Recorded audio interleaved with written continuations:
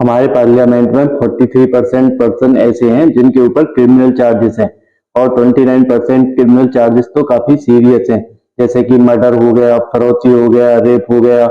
इस तरह के लोग भी हैं जिनके ऊपर ये चार्जेस हैं और वो 29% है हमारे पार्लियामेंट में। और ऐसा भी नहीं है कि ये खाली एमपी है, हमारे एमएलए भी इनमें पीछे नहीं है। अगर मैं 2015 के दिल्ली इलेक्शन की बात करूं तो 70 में से 43 लोग ऐसे थे जिनके ऊपर क्रिमिनल चार्जेस थे। और आज की डेट में भी जो हमारे एमएलए हैं उनमें लगभग 30 से 40 लोग ऐसे हैं जिनके ऊपर क्रिमिनल चार्जेस हैं।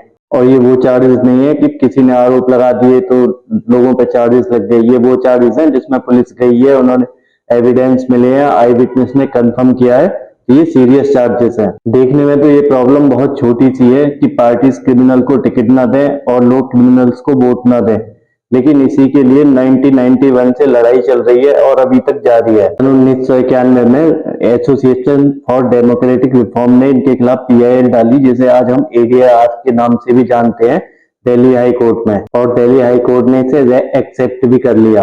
तो ये चीज तभी खत्म हो गई थी जब दिल्ली हाई कोर्ट ने इसे एक्सेप्ट किया। हमें वो देखने को मिला जो आज तक हमें कभी नहीं देखने को मिला था। जो पार्टियां कभी किसी सुरक्षा के मुद्दे पर एक नहीं होती, जैसे कोई बालाकोट हो गया, उरी अटैक हो गया, इन पे एक नहीं हुई, वो इन क्रिमिनल चार्जेस के अगेंस्ट जो पीआई दाखिल की गई थी उसके अगेंस्ट सारी पार्टियां एक हो गई। क्योंकि ये सारी चीजें एक ही जगह आके फंस जाती हैं कि इंडिया के कानून के हिसाब से जब तक फाइनल जजमेंट नहीं आता वो पर्सन बेकसूर है जिसके ऊपर कोई क्रिमिनल चार्जेस लगे हुए हैं। अगर कोई आईएएस पीसीएस की तैयारी कर रहा है और उसके ऊपर कोई क्रिमिनल चार्जेस हैं तो उसे ऑफर लेटर नहीं मिलेगा। आईएएस पीसीएस तो छोड़िए, कोई चपरासी या क्लर्क की भी तैयारी कर रहा है उसको भी जॉब नहीं मिलेगी अगर उसके अगेंस्ट कोई क्रिमिनल चार्जेस हैं। लाखों कैदी जेलों में इस तरह के बंदे हैं जिन पे ट्रायल चल रहा है और फाइनल जजमेंट नहीं आया है, फिर भी उनको जेल में डाल रखा है। लेकिन पॉलिटिशियन के केस में ऐसा नहीं होता है, उनके ऊपर क्रिमिनल चार्जेस हैं, जांच चल रही है, ये कह के उन्हें बाहरी बेल दे दी जाती है और वो इसका फायदा उठाते हैं और इलेक्शन भी लड़ते हैं और जीत भी जाते हैं। एडीएआर की रिपोर्ट के हिसाब से एक क्रिमिनल के 3% चांस ज्यादा होते हैं एक नॉर्मल पर्सन के चुनाव जीतने के, क्योंकि जो क्रिमिनल पर्सन होता है उसके पास मसल पावर और मनी पावर का एक डेडली कॉम्बिनेशन बन जाता है। वो लोगों को डरा के या पैसे के दम पे ज्यादा वोट हासिल कर सकता है।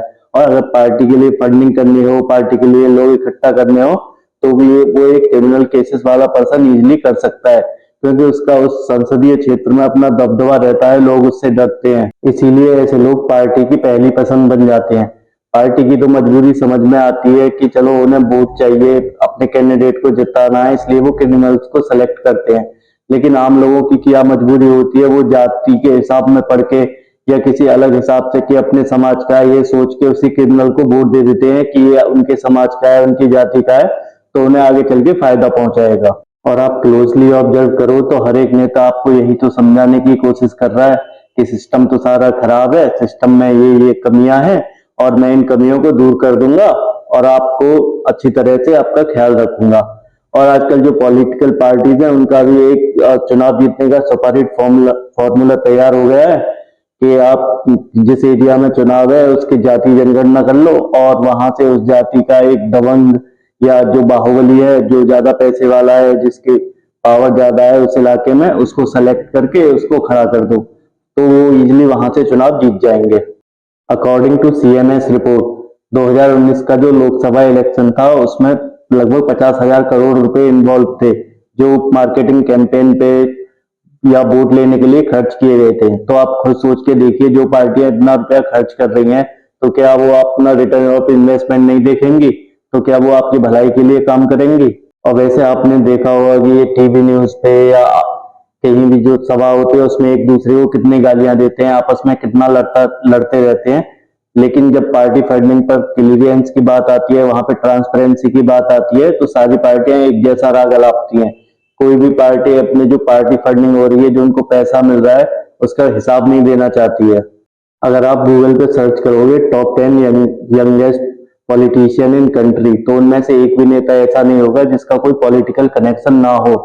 और आजादी के बाद से 0.5% ही नेता ऐसे हैं जिन्होंने अपने बेटे को आर्मी में भेजा है। तो आप ये खुद सोच के देखिए, जो अपने बच्चों को खुद आर्मी में नहीं भेजते, वो आप लोगों से कहते रहते हैं कि अपने बच्चों को आर्मी में भेजो या उनकी जो रैलीज होती हैं वहां पे जाती हैं और अपने बेटे को पॉलिटिक्स में ला रहे हैं या विदेशों में पढ़ा रहे हैं, और आपके बच्चों को बोलते हैं कि चलो यहाँ पे जाओ, ये नारे लगाओ, वो नारे लगाओ, और उसके हिसाब से दंगे भी करवा देते हैं।